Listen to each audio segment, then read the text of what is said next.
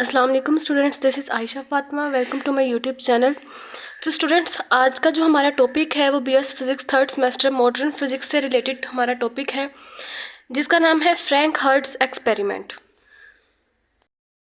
Students, Franck Hertz experiment जो है वो 1914 में जो है वो डिस्कवर हुआ था, और ये हमारे पास बोहर एटॉमिक मॉडल की कंफर्मेशन के लिए इसको डिस्कवर किया था। बोहर एटॉमिक मॉडल आपको पता है कि 1911 में डिस्कवर हुआ था, जिसमें बोहर ने कहा था कि न्यूक्लियस के इर्द गिर्द यानी कि न्यूक्लियस के अराउंड जो ऑर्बिट स्टेशनरी या क्वांटिटाइज ऑर्बिट होते हैं उनमें जो है वो इलेक्ट्रॉन्स शार्प एनर्जी के साथ मूव करते हैं, और जब इलेक्ट्रॉन एक ऑर्बिट से दूसरे ऑर्बिट में जंप करते हैं तो वो इलेक्ट्रोमैग्नेटिक रेज जो है वो इमिट करते हैं, और उसी वजह से इलेक्ट्रोमैग्नेटिक रेज जब न्यूक्लियस इमिट करते हैं तो एटम जो है वो एक स्पेक्ट्रल लाइन इमिट करता है,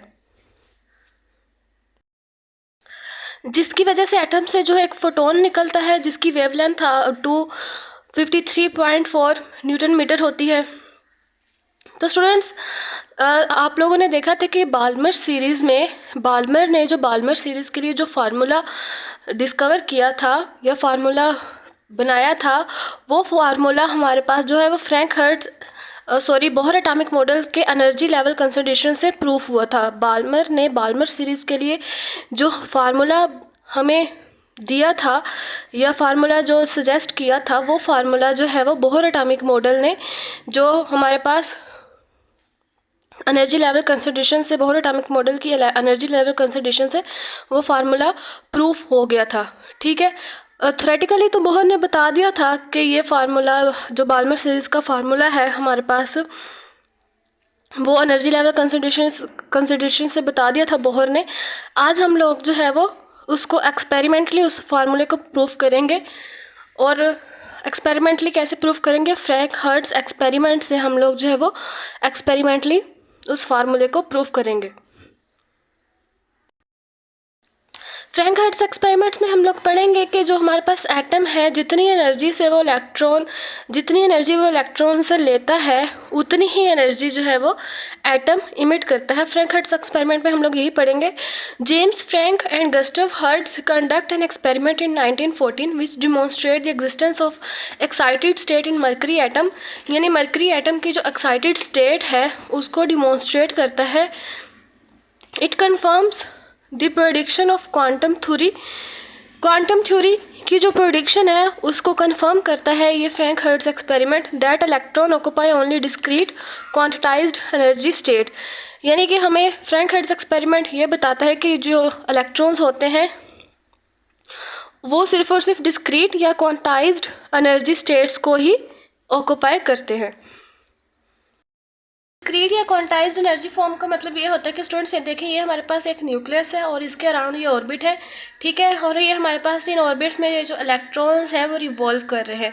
ठीक है, ये जो इलेक्ट्रॉन्स जब एक ऑर्बिट से दूसरे ऑर्बिट में मूव करेंगे तो वो हमारे पास एनर्जी इमिट करेंगे। ठीक है, इलेक्ट्रॉन जब लोअर ऑर्बिट से हायर ऑर्बिट में जाता है तो हमारे पास एनर्जी को ऑब्जॉर्ब करता है, और जब हायर ऑर्बिट से लोअर ऑर्बिट तक आता है तब वो एनर्जी रिलीज़ करता है। तो उस वक्त वो जो एनर्जी ऑक्यूपाई कर रहा होता है वो इलेक्ट्रॉन, वो सिर्फ डिस्क्रीट और क्वांटिटाइज्ड एनर्जी स्टेट होनी चाहिए, यानी कि एनर्जी जो है वो n = 1, 2, 3 एंड 4 की फॉर्म में होनी चाहिए। ऐसे नहीं होना चाहिए कि n = 2.4 या 3.6 समथिंग। तो इस तरह की एनर्जी फॉर्म नहीं होनी चाहिए, डिस्क्रीट और क्वांटिटाइज्ड एनर्जी स्टेट होनी चाहिए। यानी कि अगर हमारे पास इलेक्ट्रॉन जो है वो एक ऑर्बिट से दूसरे ऑर्बिट में जा रहा है और एनर्जी इमिट कर रहा है, तो उस वक्त उसने जितनी एनर्जी इमिट की है जब वो उतनी ही एनर्जी वो अब्जॉर्ब करेगा जब वो हमारे पास एक ऑर्बिट से दूसरे ऑर्बिट में मूव करेगा। ठीक है स्टूडेंट्स, जिस तरह हमारे पास इलेक्ट्रॉन जब लोअर ऑर्बिट से हायर ऑर्बिट में जाता है तो एनर्जी जो है वो अब्जॉर्ब करता है। ठीक है, तो उस वक्त जो एनर्जी अब्जॉर्ब करता है, तो फिर जब वो हायर ऑर्बिट से लोअर ऑर्बिट में आता है तो उस वक्त जो एनर्जी रिलीज़ करता है उन दोनों की अमाउंट जो है वो सेम होनी चाहिए। तो हम लोग कह सकते हैं कि electron occupy only discrete quantized energy state. Experimentally हम लोग फ्रैंकहर्ट्ज़ एक्सपेरिमेंट को जो एक्सप्लेन करते हैं कि स्टूडेंट्स, ये हमारे पास एक वैक्यूम ट्यूब है और ये हमारे पास एक फिलामेंट है, ठीक है। ये थर्मोआयनिक इमिशन है हमारे पास। थर्मोआयनिक इमिशन वो होता है हमारे पास जो इलेक्ट्रॉन्स को इमिट करवाता है, ठीक है। ये हमारे पास एक लो पोटेंशियल की बैटरी है और ये जो वैक्यूम ट्यूब हम लोगों ने ली है, इसमें हम लोगों ने जो है वो मरकरी जो गैस है उसको फिल करवा दिया है। मरकरी गैस जब हम लोगों ने इस ट्यूब में फिल करवाए हैं तो उस मरकरी गैस का एक एटम यहाँ होगा, एक यहाँ होगा, एक यहाँ और एक यहाँ होगा, ठीक है। तो जब हमारे पास है ये जो फिलामेंट है, ये थर्मियोनिक इमिशन है हमारे पास, जब उसका फिलामेंट हम लोग हीट अप करेंगे इस लो पोटेंशियल बैटरी के थ्रू तो इस फिलामेंट से जो है वो इलेक्ट्रॉन इमिट होंगे,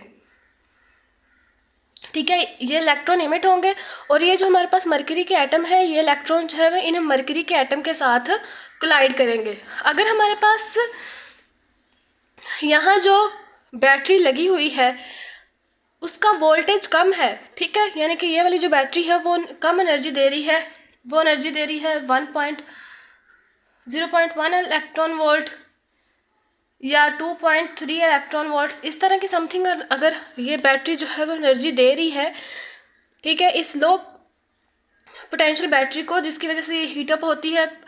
फिर ये जो लो पोटेंशियल बैटरी है इस फिलामेंट को हीटअप करती है, इलेक्ट्रॉन इमिट करवाते हैं। फिर ये इलेक्ट्रॉन जो है वो इस वैक्यूम ट्यूब में जो मरकरी के एटम पड़े हैं उनके साथ हमारे पास कोलाइड करते हैं।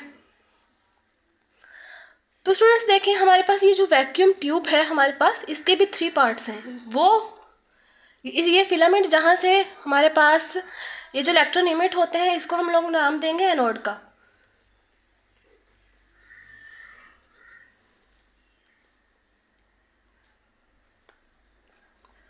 और यहाँ पर हमारे पास होगा एक ग्रिड, ठीक है, जो कि इलेक्ट्रॉन को अपनी तरफ अट्रैक्ट करेगा। और यहाँ पर हमारे पास होगा कैथोड, या इसको हम लोग प्लेट भी बोल सकते हैं, क्योंकि यहाँ पर इलेक्ट्रॉन आकर जमा हो जाते हैं।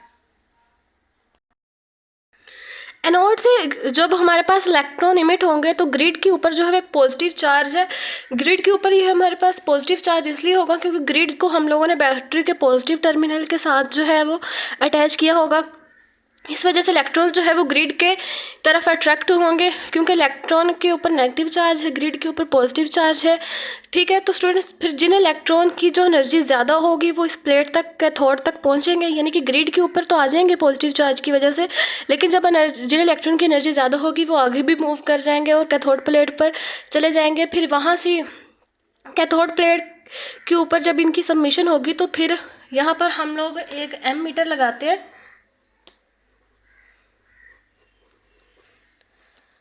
जो कि हमें करंट की प्रोडक्शन के बारे में बता रहा होता है।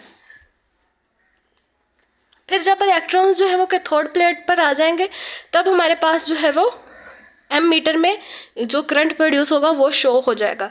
लेकिन स्टूडेंट्स, अगर हमारे पास जो ये जो बैटरी है यहाँ पर हम लोग एनर्जी दें 4.9 इलेक्ट्रॉन वोल्ट, अगर हम लोग यहाँ पर 4.9 इलेक्ट्रॉन वोल्ट की एनर्जी दे रहे हैं तो फिर ये जो फिलामेंट है वो जो इलेक्ट्रॉन इमिट करेगा उनकी एनर्जी भी ज़्यादा हो जाएगी। जब हम लोग ये बैटरी जो है वो 4.9 इलेक्ट्रॉन वोल्ट तक की एनर्जी दे रही होगी, जिसकी वजह से फिलामेंट जो है वो ज़्यादा एनर्जी वाले इलेक्ट्रॉन इमिट करेगा, तो फिर जो हमारे पास ये जो इलेक्ट्रॉन्स हैं वो हमारे पास ग्राउंड स्टेट से एक्साइटेड स्टेट में चले जाएंगे। पहले तो ये बैटरी जो थी हमें लो एनर्जी प्रोवाइड कर रही थी, ठीक है। इलेक्ट्रॉन जो है वो सिंपली जो हमारे पास वैक्यूम ट्यूब थी जिसमें मरकरी गैस हम लोगों ने भरी हुई है, इलेक्ट्रॉन्स जो है फिलामेंट से मीट होते थे, सिंपली जो है वो वैक्यूम ट्यूब से, जो वैक्यूम ट्यूब में जो गैस फिल है मरकरी, उसके एटम से इलास्टिकली कोलाइड होंगे, यानी कि कोलाइड, उनकी कोलाइन ऐसी होगी, इलास्टिक कोलाइन का मतलब होता है कि उनकी कोलाइन ऐसी होगी कि उनमें एनर्जी ट्रांसफ़र नहीं होगी, बस मोमेंटम ट्रांसफ़र होगा, ठीक है। यानी कि ये हमारे पास अगर मरकरी का एटम है तो इलेक्ट्रॉन जो है इसके साथ कोलाइड करके आगे चला जाएगा, इन दोनों के आपस में दरमियान में जो है वो एनर्जी एक्सचेंज नहीं होगी। लेकिन जब यहाँ पर जो बैटरी है हमारे पास वो 4.9 इलेक्ट्रॉन वोल्ट की एनर्जी जो है वो हमें प्रोवाइड कर रही है, जिसकी वजह से ये फिलामेंट्स जो है वो ज़्यादा एनर्जी के साथ इलेक्ट्रॉन्स को जो इमिट करते हैं। जब इलेक्ट्रॉन्स की एनर्जी ज़्यादा है तो जब वो मरकरी के एटम के साथ कोलाइड करेंगे तो वो जो एटम है वो एक्साइटेड स्टेट में चला जाएगा, क्योंकि हमारे पास बैटरी जो है वो ज़्यादा एनर्जी दे रही है, फिलामेंट भी इलेक्ट्रॉन को ज़्यादा एनर्जी से इमिट कर रहे हैं। तो फिर इलेक्ट्रॉन और जो मरकरी का एटम है इस वैक्यूम ट्यूब में, उनके दरमियान में जो कलेन होगी वो इलास्टिक नहीं होगी बल्कि इनइलास्टिक हो जाएगी, यानी कि उनके दरमियान में मोमेंटम भी एक्सचेंज होगा और एनर्जी भी एक्सचेंज होगी। जब ये बैटरी 4.9 इलेक्ट्रॉन वोल्ट की एनर्जी देगी, ये फिलामेंट भी हमारे पास ज़्यादा एनर्जी वाले इलेक्ट्रॉन इमिट करेगा। ये इलेक्ट्रॉन ज़्यादा एनर्जी लेकर जो है वो इस मरकरी के एटम के पास जाएगा, और ये मरकरी का एटम जब फिर इनइलास्टिक कोलाइन करेगा इलेक्ट्रॉन के साथ, तब ये मरकरी का एटम जो है वो एक्साइटेड स्टेट में चला जाएगा। और एक्साइटेड स्टेट में जाने के बाद जो है वो हमारे पास ये एक फोटोन इमिट करेगा। ठीक है, फोटोन इमिट करेगा जिसकी वेवलेंथ होगी हमारे पास 253.6 नैनोमीटर। ठीक है स्टूडेंट्स,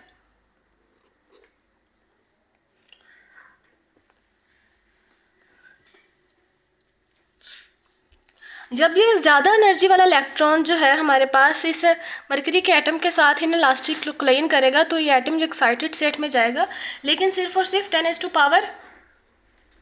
10⁻⁻8 सेकेंड के लिए। 10⁻⁻8 सेकेंड के लिए जो है हमारे पास ये जो एटम है मरकरी का वो एक्साइटेड स्टेट में चला जाएगा, और फिर बाद में वो अपनी ग्राउंड स्टेट पे वापस आ जाएगा। ठीक है, तो इसी तरह हम लोग जो है वो इसी चीज़ को देखते हुए ही हम लोग जो है वो फ्रैंक हर्ट्ज एक्सपेरिमेंट का ग्राफ डिस्कस करते हैं कि ये देखें, ज़्यादा जब बैटरी जो है वो 4.9 इलेक्ट्रॉन वोल्ट की एनर्जी देगी, इलेक्ट्रॉन जो है वो फिलामेंट से ज़्यादा एनर्जी लेकर इमिट होगा जब वो मरकरी के एटम के साथ कोलाइड करेगा। मरकरी वो गैस है जो वैक्यूम ट्यूब में फिल है, मरकरी के एटम के साथ कोलाइड करेगा, तो फिर वो मरकरी एटम जो है एक्साइटेड स्टेट में चला जाएगा। और एक्साइटेड स्टेट में जब वो जाएगा तो वो एक फोटोन या एक स्पेक्ट्रल लाइन इमिट करेगा जिसकी हमारे पास वेवलेंथ होगी 253.3 नैनोमीटर। ठीक है, जब वो हमारे पास कुछ एटम जो है वो एक्साइटेड स्टेट में चले जाएंगे, लेकिन कुछ इलेक्ट्रॉन्स जो है वो हमारे पास कुछ इलेक्ट्रॉन्स मरकरी के एटम्स को एक्साइटेड स्टेट में पहुंचा देंगे, जिसकी वजह से हमारे पास वो ये जो हमारे पास फोटोन इमिट्स होंगे, और कुछ इलेक्ट्रॉन्स जो है हमारे पास कैथोड प्लेट तक पहुंच जाएंगे, और फिर वहाँ पर हमारे पास करंट प्रोड्यूस होगा। करंट का आपको पता है कि I = Q/T होता है। Q = हमारे पास MC के इक्वल होता है, तो I = हमारे पास MC/T आ जाता है।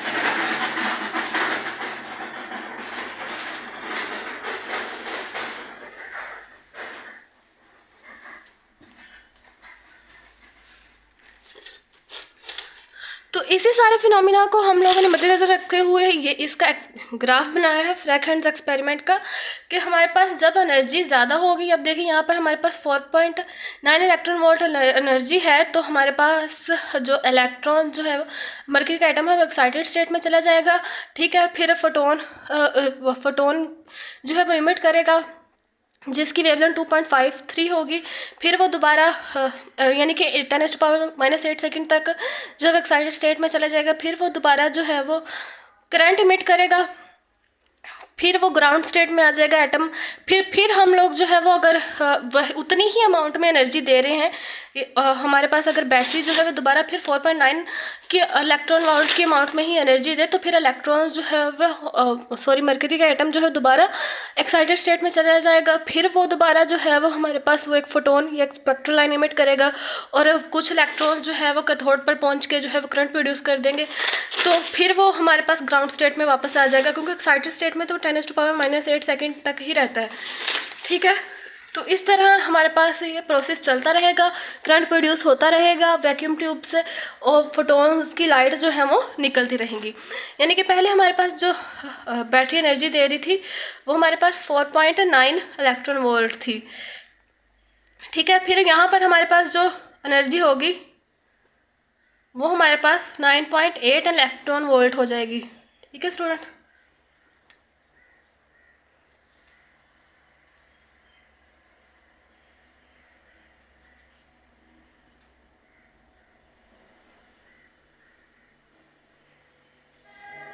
फिर यहाँ पर जो बैटरी दे रही होगी एनर्जी वो हमारे पास 17.7 इलेक्ट्रॉन वोल्ट हो जाएगी।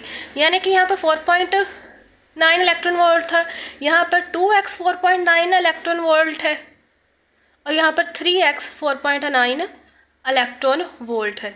तो इस तरह हमारे पास ये फिनोमिना चलता रहेगा। हमारे पास ये जो वेवलेंथ हमारे पास इमिट हुई है, ये जो वेव इमिट हुई है उसकी वेवलेंथ आपको पता है कि फोटोन की जो वेव इमिट होती है हमारे पास जब मरकरी एटम एक्साइटेड स्टेट में जाता है, उसकी वेवलेंथ आपको बता दी गई है हमें कि 253.6 नैनोमीटर है। ठीक है, तो इस वेवलेंथ के साथ एसोसिएटेड जो हमारे पास एनर्जी है उसको हम लोग फाइंड आउट करते हैं एच लैम्डा,